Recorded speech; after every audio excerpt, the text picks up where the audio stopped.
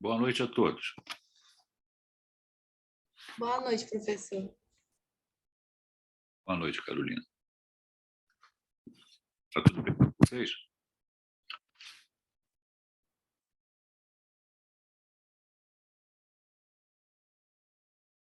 Tá tudo bem com o senhor?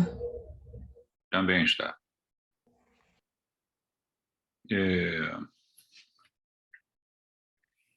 Hoje nós vamos dar prosseguimento aí ao nosso conteúdo, né? Da disciplina Escolher com Sabedoria em Medicina. A gente vai ver alguns aspectos relacionados à área de nefrologia. O que as sociedades colocaram ali como recomendações importantes e o que levou elas a decidir dessa maneira. Eu vou compartilhar a tela com vocês aqui.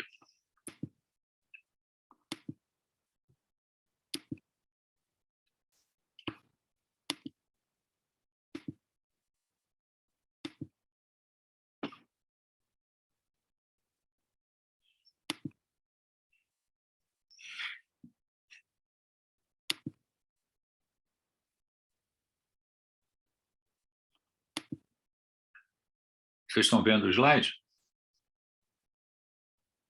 Estamos. Obrigado. Então, vamos lá. Aqui só para ilustrar, né? Uma senhora idosa, hipertensa, diabética, laboratório mostrando alteração da função renal, procura ambulatório. Só um minutinho, por favor. Só um minutinho.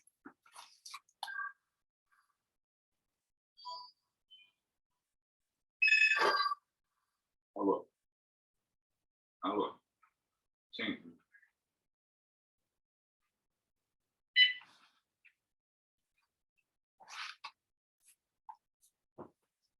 Desculpem.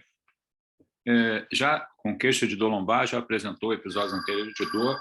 Está tocando o interfone aqui, eu tenho que atender. Senão não vai parar. Só um segundo.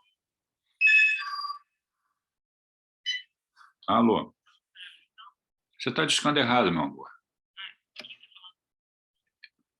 Você está discando errado, eu não vou falar meu nome. Você prescreve um anti-inflamatório não esteroide via oral para o paciente fazer uso por 20 dias. Quer dizer, está atendendo ao paciente com dor lombar, já teve episódios anteriores que melhoraram com analgésicos e prescreveu o anti-inflamatório não esteroide via oral. A pergunta é se a conduta está adequada. E aí eu passo para vocês. O que vocês acham? Acredito que não, né? Porque ela é hipertensa, diabética e tem creatinina que já está alterada, mesmo que pouco. Sim. E qual é o problema relacionado a isso? Que nesse caso o anti-inflamatório pode favorecer a lesão renal. Isso. Ok, teu raciocínio está certo. Vamos voltar lá para a gente ver o que a sociedade recomendou, né? Vamos voltar lá. Compartilhar. Está aqui. Se a conduta está adequada, esse slide eu já mostrei para vocês, todas as aulas eu vou mostrar, né? O processo decisório aí para escolher com sabedoria em medicina, em qualquer teste ou procedimento, avalia sempre necessidade, riscos, custos, né? Deve haver uma lógica e justifica a decisão tomada. No caso aqui, isso é uma publicação que fala a respeito do uso de anti-inflamatório não esteroide e progressão da doença renal crônica, né? Então, a nossa paciente tinha doente idosa, né, com comorbidades ali, diabética e hipertensa, e já com alteração da função renal. E aqui é uma recomendação da sociedade, não prescrevam anti-inflamatório não esteroide em pacientes com hipertensão ou insuficiência cardíaca ou doença renal crônica de todas as causas, incluindo diabetes mellitus, né? O uso desse tipo de anti-inflamatório, incluindo os inibidores da ciclooxigenase tipo 2, para o tratamento farmacológico de dor músculo-esquelética, pode levar à pressão arterial, tornar as drogas antihipertensivas menos efetivas, causar retenção de fluidos e piorar a função renal nesses pacientes. Outra classe de medicações prescritas podem ser mais seguras e efetivas. Aí coloca aqui referências bibliográficas que fizeram com que a sociedade fizesse essa recomendação. Isso é uma recomendação da Sociedade Canadense de Nefrologia. Ok? Entenderam o raciocínio? Vou passar agora para um segundo exemplo. Se tiver alguma dúvida do que foi dito,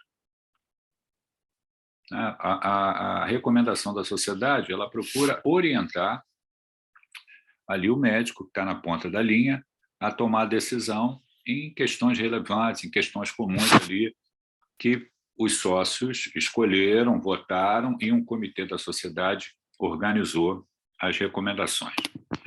Vamos lá para uma outra. Outro caso clínico. Você já, como médico, vai visitar seu avô, 76 anos, que faz acompanhamento por doença renal crônica. Sua avó relata que ele fez exames. Você examina seu avô, ele lúcido, normotenso, ritmo cardíaco regular, pulmões claros, com volume urinário mantido. No laboratório, ureia de 120 e creatinina de 5 miligramas por decilitro. Diante dos dados acima, você indicaria iniciar programa de hemodiálise? E aí?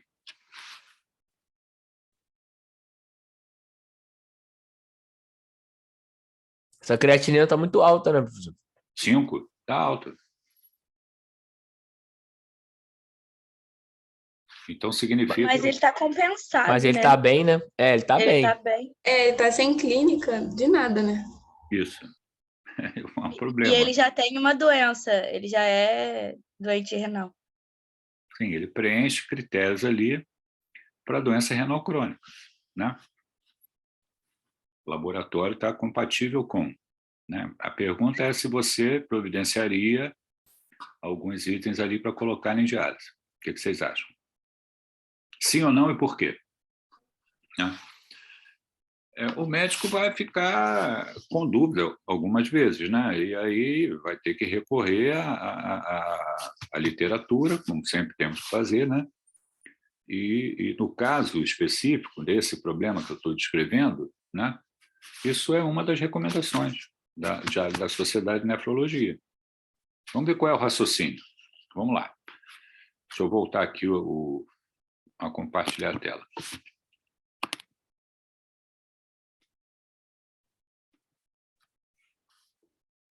Aqui, tem uns slidezinhos só para ilustrar, né? Aqui a evolução da doença renal crônica, né?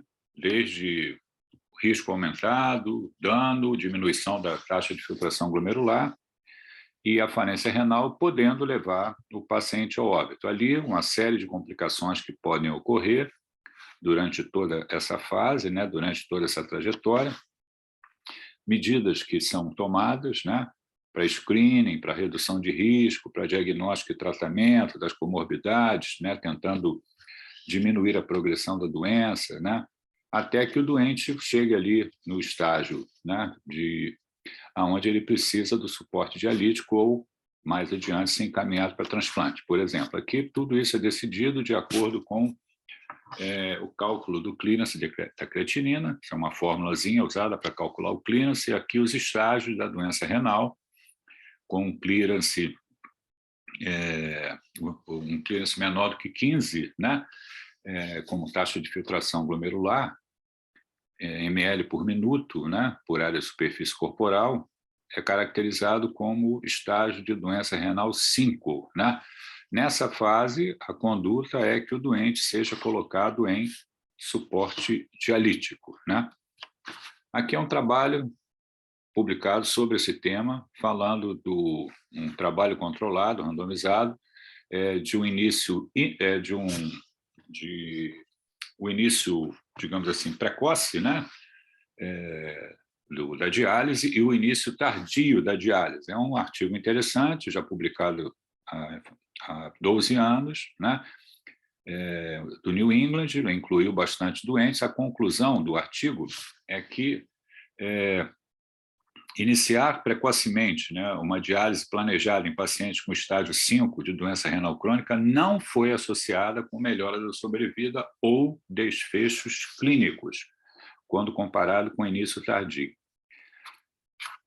A recomendação da sociedade: não inicie diálise em pacientes ambulatoriais em estágio 5 de doença renal crônica na ausência de indicações clínicas. Iniciar diálise crônica antes do aparecimento de sintomas urêmicos ou outra indicação clínica é associado com estresse significante e inconveniência para o paciente sem qualquer benefício clínico. Guidelines recentes recomendam que pacientes com uma taxa de filtração glomerular menor do que 15 ml por minuto devem ser acompanhados de perto pelo seu nefrologista e a diálise adiada até que sintomas de uremia, sobrecarga de volume, hipercalemia ou acidose se tornem presentes ou a taxa de filtração glomerular caia para 6 ml por minuto. Aqui os artigos que corroboram essa recomendação. Um deles é o que eu mostrei para vocês, Sociedade Canadense de Nefrologia. Então, digamos assim, a campanha de Escolher com Sabedoria e Medicina, ela, tornou-se importante, várias sociedades no mundo inteiro fizeram recomendações, eu já comentei isso lá na primeira aula, essa é uma delas, que ajuda ali o médico, né, e também o especialista, né, no caso, o nefrologista, a decidir quando vai colocar esse tipo de doente em programa de diálise. Alguma dúvida?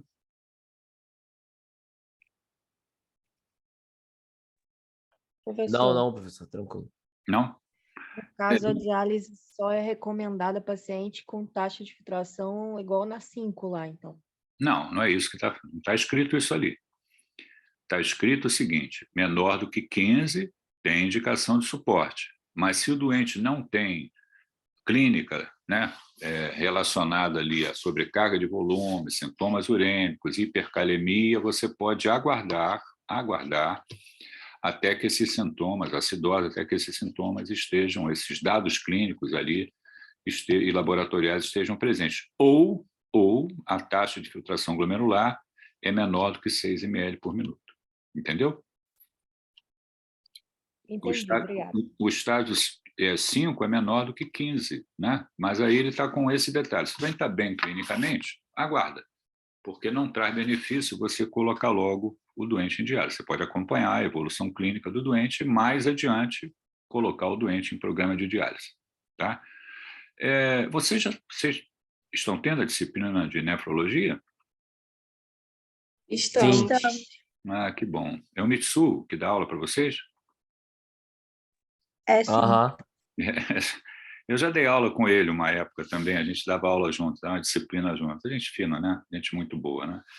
Então, ele vai ensinar tudo para vocês, né? Eu não tenho nada a ver com nefrologia, eu sou intensivista, né? A gente vê doente renal na UTI, doente com injúria renal aguda, insuficiência renal aguda, que bota em diálise, né? E ali a gente discute com os nefrologistas, né, a indicação de diálise, o procedimento, né? Digamos assim, atuam juntos com o intensivista, né? Foi o que eu fiz a minha vida inteira. Mas eu não tenho a especialidade de nefrologia. Então, estou mostrando para vocês o que está escrito, né? Naturalmente, tudo em medicina existe lá um raciocínio que a gente pode chegar a uma conclusão baseada em evidências científicas. Vamos para mais um exemplo aqui dentro da área de nefrologia. Depois vocês podem falar com o Mitsu que eu falei sobre isso. E se assim o Afonso está se metendo em área que não é para falar nada, manda ele ficar calado. Eu não vou ficar chateado com ele, não, que ele é meu amigo. Vamos lá, mais um. Então, está aqui mais um slidezinho. Outro caso clínico. Paciente renal crônico, muito emagrecido, foi internado para tratamento de pneumonia, piorou a função renal, né? Planejado a alta. Então, o doente piorou a função renal, melhorou do tratamento da pneumonia, foi planejada a alta. Foi discutida a colocação de uma PIC, né, para suporte nutricional parenteral domiciliar. Quer dizer, o doente muito emagrecido foi avaliado quanto a aspectos nutricionais e foi discutida a colocação de uma PIC para suporte nutricional parenteral. E aí? O que vocês acham? Vocês sabem o que é PIC, não? Não. Não? PIC, PICC é uma sigla que significa catéter central perifericamente inserido. Eu posso utilizar quando eu planejo ter um acesso venoso, né, ali no central, né, que é colocado, ele é colocado por punção, por exemplo, numa veia basílica, e esse catéter caminha ali até a cava superior, né? Então, é um catéter central perifericamente inserido. Não é por dissecção, né? A gente cansou de fazer isso por dissecção. Esse catéter é um catéter que é utilizado quando eu tenho a expectativa de precisar de um acesso venoso por um período um pouco mais longo. Então, o contexto clínico do doente é o seguinte: o doente está tendo alta, mas está muito emagrecido, foi conversado sobre a necessidade de suporte nutricional parenteral, e ele pode fazer isso a nível domiciliar. Então, está envolvendo ali um doente que internou, tratou a pneumonia, está lá com alteração da função renal, e se foi colocado essa questão. O que vocês acham? Vocês sabem, por exemplo, o que é suporte nutricional parenteral? Ainda não tiveram aula sobre isso, não, né? Ainda não tivemos, professor. É interessante que vocês tenham aí, porque daqui a pouco vocês vão entrar no internato, né? E aí essas questões nutricionais têm que ser discutidas também, né? Para vocês verem como é que se faz, né? A gente pode, normalmente o doente vai receber a dieta via oral, né? Se não há nenhum empecilho, né? Agora, se ele está grave, instável, não poliglutir, o que é muito comum, né? A gente passa uma sonda nasentérica e faz a nutrição enteral, que é a preferencial, nutrição enteral, suporte nutricional enteral. Então, eu não estou fazendo via oral, estou fazendo enteral. E, em alguns casos, onde eu tenho problemas, por exemplo, em relação ao trato gastrointestinal, o doente tem um hilo prolongado, gastroparesia, né, dor abdominal, tem algumas patologias que me proíbem ali a nutrição enteral. Ou então, somente com a nutrição, no caso aí que a gente está discutindo, somente com a nutrição oral ou enteral, eu não consigo atingir ali a quantidade de calorias necessárias. Aí eu posso nutrir o doente exclusivamente por via parenteral, né? E no caso que a gente está discutindo, é como se fosse uma via adicional de suporte nutricional. Quer dizer, ele vai receber oral, porque ele está tendo alta, né? Ou enteral, dependendo da condição clínica do doente, mais o suporte nutricional. Esse suporte nutricional parenteral é uma bolsa onde eu tenho ali uma solução de aminoácidos, uma solução de glicose hipertônica e uma solução de lipídios também, né? Então, eu estou oferecendo aminoácidos para síntese de proteínas, estou oferecendo glicose, né? Também glicose hipertônica, né? A 50%. E estou oferecendo também lipídios, né? Para que o doente possa ser nutrido. Isso é feito numa veia central. Não pode ser feito numa veia periférica. Por isso, foi falado aí a indicação da colocação de uma PIC, né? De um catéter central perifericamente inserido. Entenderam o raciocínio? Ou não?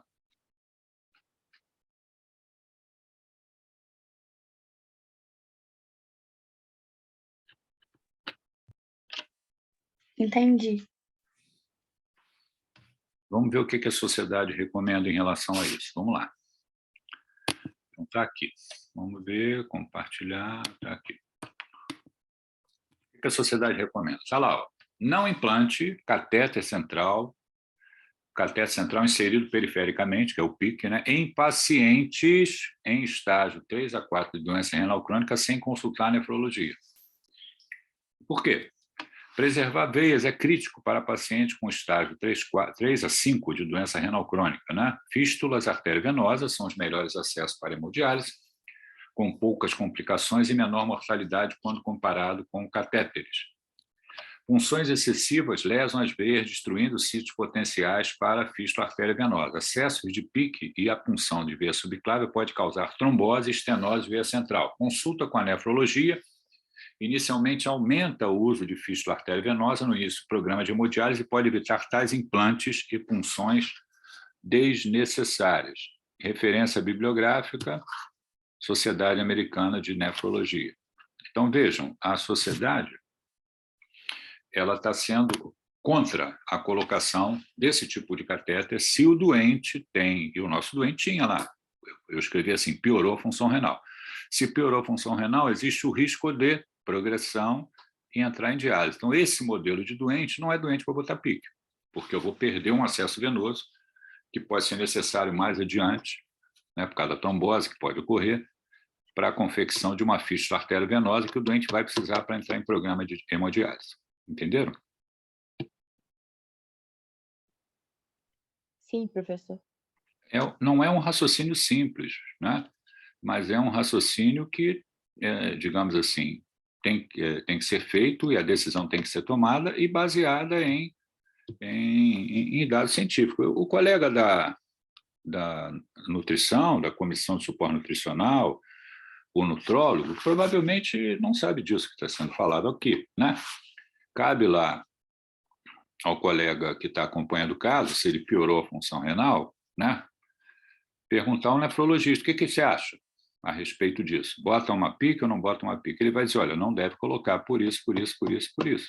Existe uma recomendação da sociedade, dentro da campanha de Escolher com Sabedoria em Medicina, baseada em publicações científicas, para não colocar, porque esse doente vai me atrapalhar mais adiante se eu tiver que fazer uma confecção de uma fístula artéria venosa. Ok? Professor, nesse caso aí, por exemplo, se houvesse assim, uma necessidade importante dessa PIP, aí coloca na balança, né? Não pode porque a sociedade contraindica.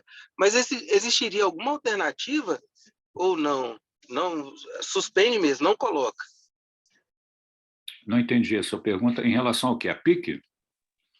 A PIC. Por exemplo, a questão, vamos imaginar que o paciente tivesse uma necessidade grande da instalação de uma PIC. E aí a gente viu aí que a sociedade de nefrologia contraindica por conta de tudo que o senhor falou. Mas existiria uma alternativa para essa situação que não fosse a PIC? Eu posso monitorar de outra forma, ou não?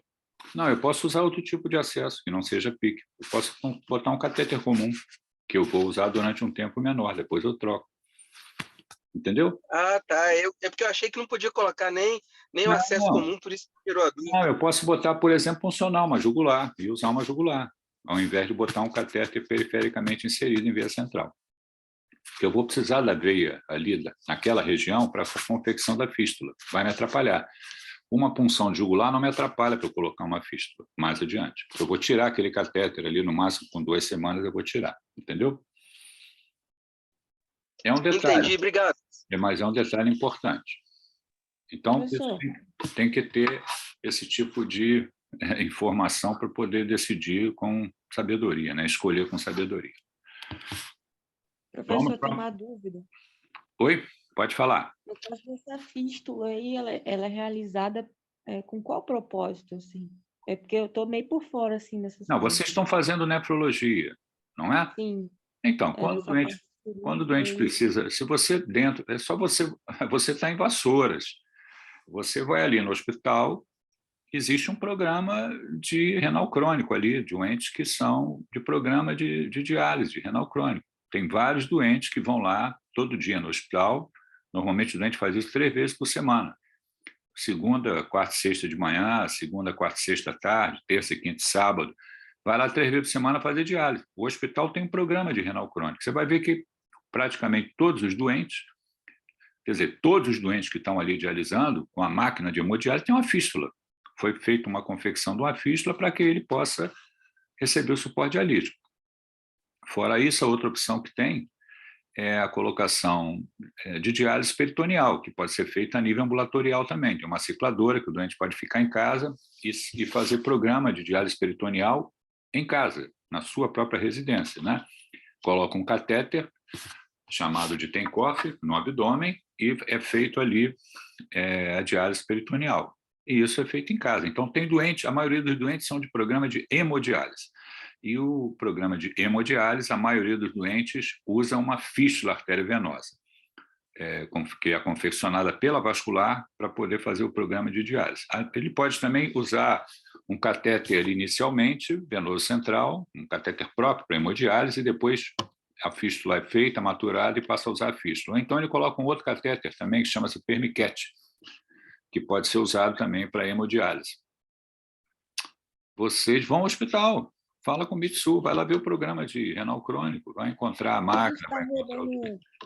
E essa a gente está rodando o nefro agora, perdão, e a gente, pelo menos eu só vi o permiquete. Essa fístula, para mim, era uma curiosidade mesmo. Não, ela normalmente é feita aqui no antebraço.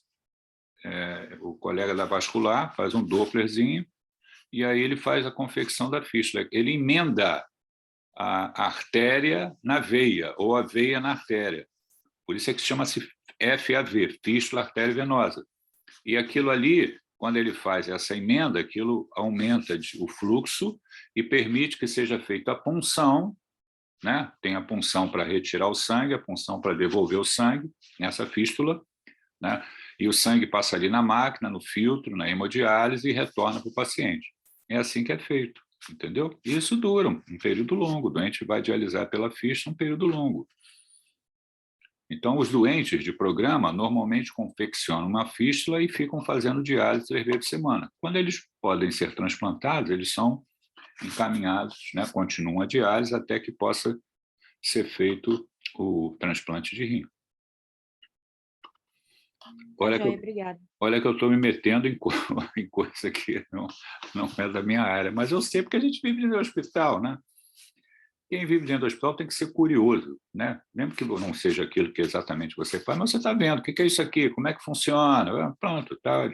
O colega da especialidade, ele vai te explicar com o maior prazer como é que funciona. E vocês são estudantes, então faz parte, né, da cabeça do estudante a curiosidade.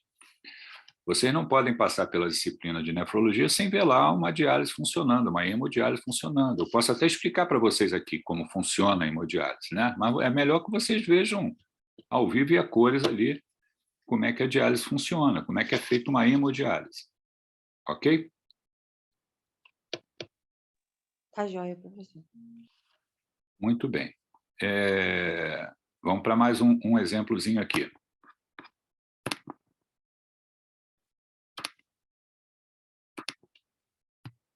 Outro caso clínico, olha lá. Você vai visitar seu avô já como médico, que faz hemodiálise. Quer dizer, seu avô é de programa de diálise, né? Tem lá a fístulazinha dele que faz a hemodiálise. O acompanhante relata constipação recente. Diante dos dados acima, você indicaria colonoscopia?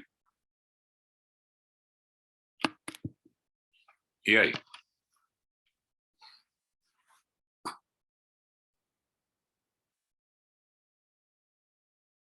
Entenderam? O que eu faço? Poderia mostrar a pergunta aí de novo, professor? Lógico. Vou voltar aqui. Tá lá.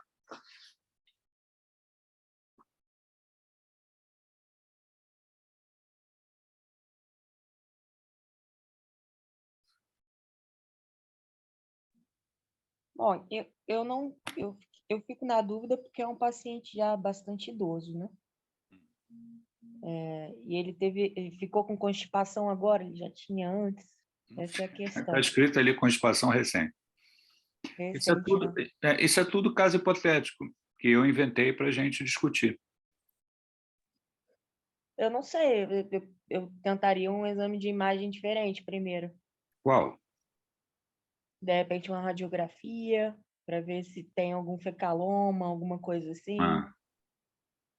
Ou um ATC, antes de ir para a colono. Antes de indicar a colono. Mas você pediria exame? Seriam esses de imagem no lugar da colono, primeiramente. Quer dizer, primeiro você agiria no sentido de ter imagem, ou radiologia, ou tomografia, antes de fazer a colono. Eu acho que eu partiria desse princípio, eu só não sei se está certo. Entendi. Mas o seu objetivo na investigação é fazer qual diagnóstico? Tem alguma coisa obstruindo, né? No caso, constipação já... Se bem que constipação já é uma coisa típica de idoso, né? Ainda mais avançado. Eu não sei se ele toma alguma droga que possa piorar, enfim. Teria que fazer uma investigação bastante nesse idoso. Você tem que colocar ali algumas possibilidades diagnósticas, né? Vamos ver o que a sociedade fala, para você entender o que a sociedade recomendou nesse caso. Vamos lá.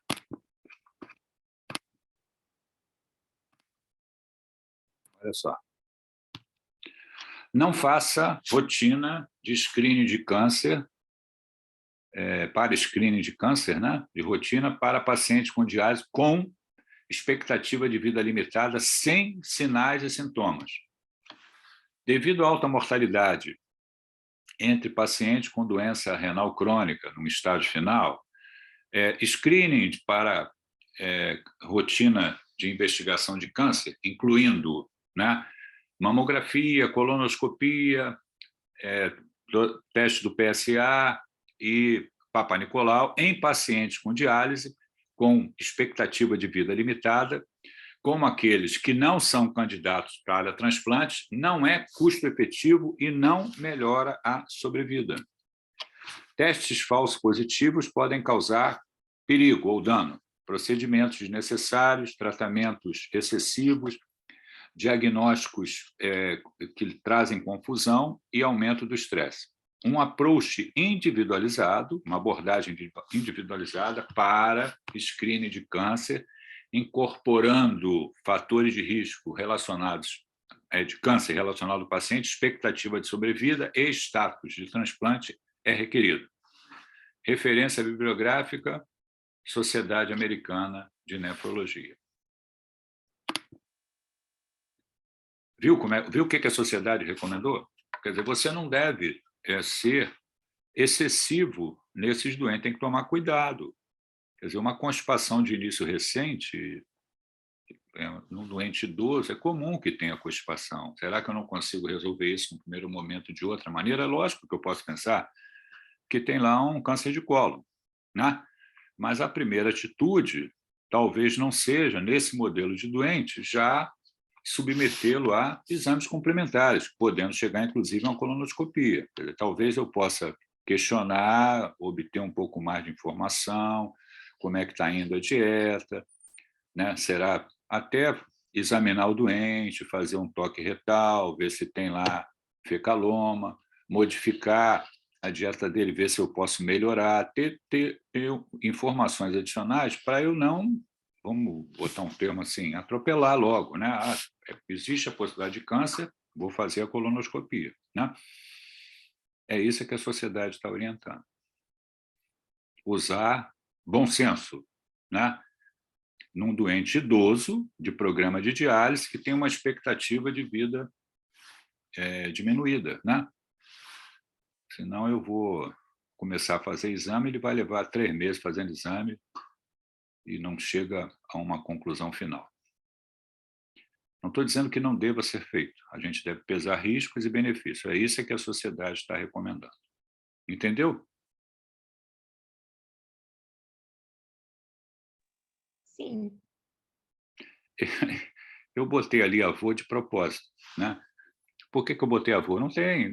Se você quer ficar com dúvida, se você tem dúvida de fazer alguma coisa relativa a um paciente, pensa que é seu pai, sua mãe, seu avô, aí você vai decidir com muito bom senso, né?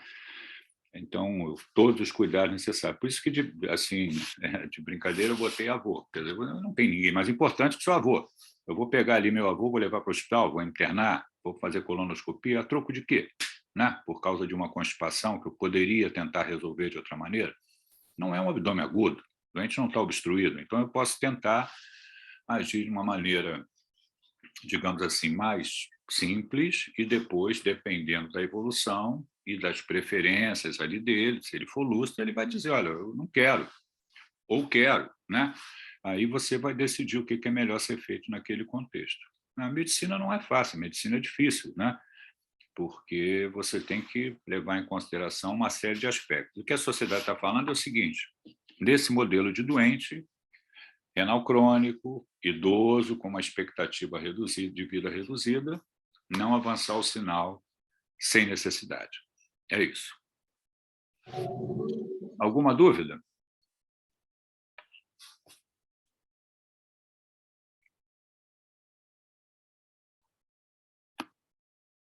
Alguma pergunta?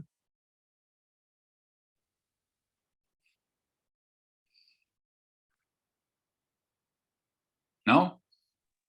Tudo certo, professor. Vamos para mais um exemplo. Aqui.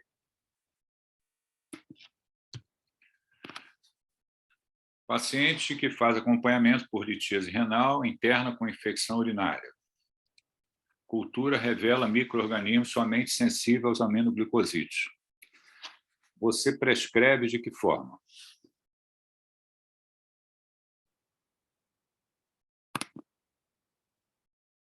E aí?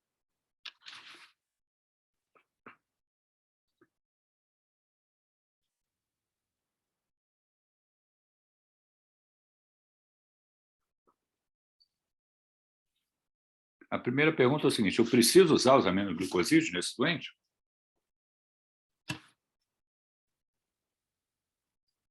O que vocês acham?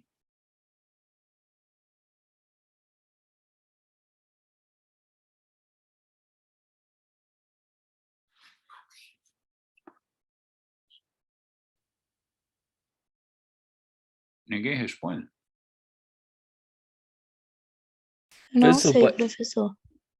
Não sabe? Ninguém se arrisca a responder?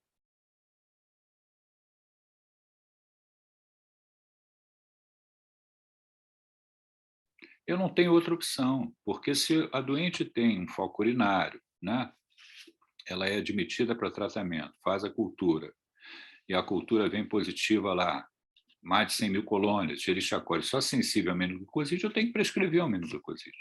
Não tem outra opção. Então, a decisão de prescrever o aminoglicosídeo, não há como mudar, ele tem que ser prescrito. Mas não é esse aspecto que está sendo perguntado. Está sendo perguntado, isso aí eu estou adicionando, está sendo perguntado como eu prescrevo. Como eu prescrevo o aminoglicosídeo? Existe algum detalhezinho em relação a isso? Ao uso do aminoglicosídeo? Ou não?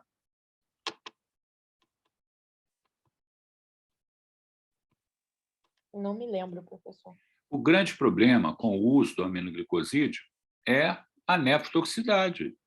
Os aminoglicosídeos são nefrotóxicos, então a gente tem que ter cuidado com a função renal, com a prescrição de aminoglicosídeos. Só que nesse caso não tem outra opção, né? Eu tenho que prescrever. Então, o que a sociedade recomenda? Vamos lá, vamos ver o que ela fala aqui. Você prescreve de que forma? Está ali, não faça múltiplas doses diárias de aminoglicosídeo para paciente com função renal normal. A injúria renal aguda é uma grave complicação do uso de aminoglicosídeos. A toxicidade renal tem relação com pico, níveis da droga elevados, portanto, doses frequentes devem ser evitadas. O regime de uma dose diária não mostrou ser inferior a 2 doses diárias para tratar endocardite. O uso de um intervalo estendido, uma vez ao dia, para os aminoglicosídeos se mostrou efetivo e seguro para pacientes imunocomprometidos e com neutropenia febril. Está aqui as evidências científicas e a Sociedade Australiana de Nefrologia. Então, a resposta é prescrever o aminoglicosídeo, mas prescrever de uma maneira que possa diminuir a chance de nefrotoxicidade, ou seja, fazer uma vez ao dia só. Entendeu?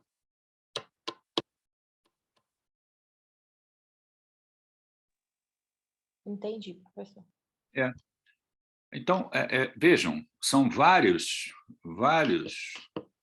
situações ali relacionadas à nefrologia, onde existem recomendações da sociedade que nos ajudam a decidir o que fazer numa situação que não é incomum, que é comum. Tudo que eu mostrei para vocês aí, né, vocês vão encontrar pela vida quando estiverem lidando com doente, e doente com doença renal, com alteração da função renal. Quer dizer, essas recomendações da sociedade, elas são geradas, né, são feitas para ajudar a gente a decidir. E não é uma decisão do que eu acho, é uma decisão baseada em evidência científica.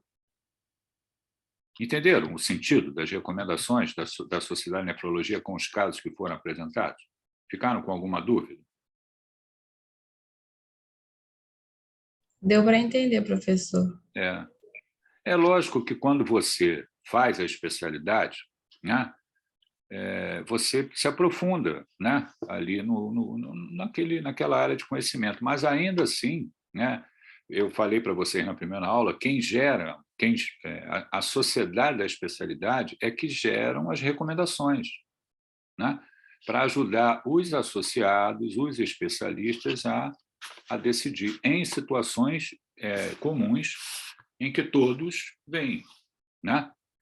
Não está atrás de um detalhezinho, né, que eu vou ver pouco. Ao contrário, está falando de situações que podem acontecer e como é que eu resolvo isso? Existe uma evidência científica para você decidir dessa maneira e é assim que a sociedade faz a recomendação.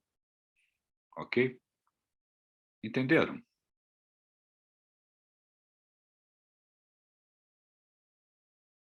Sim, professor.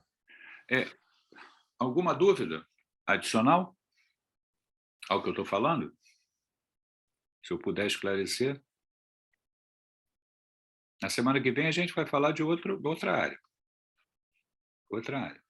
Vamos trazer problemas de outras áreas. Hoje é nefro.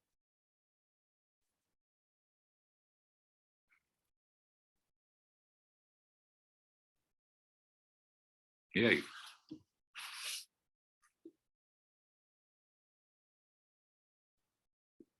Temos mais alguma dúvida ou não?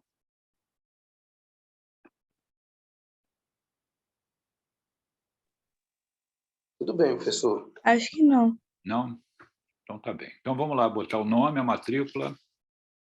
Semana que vem a gente se encontra. Um abração para todos aí, boa semana. Tá? É um prazer estar com vocês aqui e trocar informações com vocês. Espero que vocês estejam gostando da disciplina também. Obrigado, professor. Prazer é nosso. Obrigado. Um abração.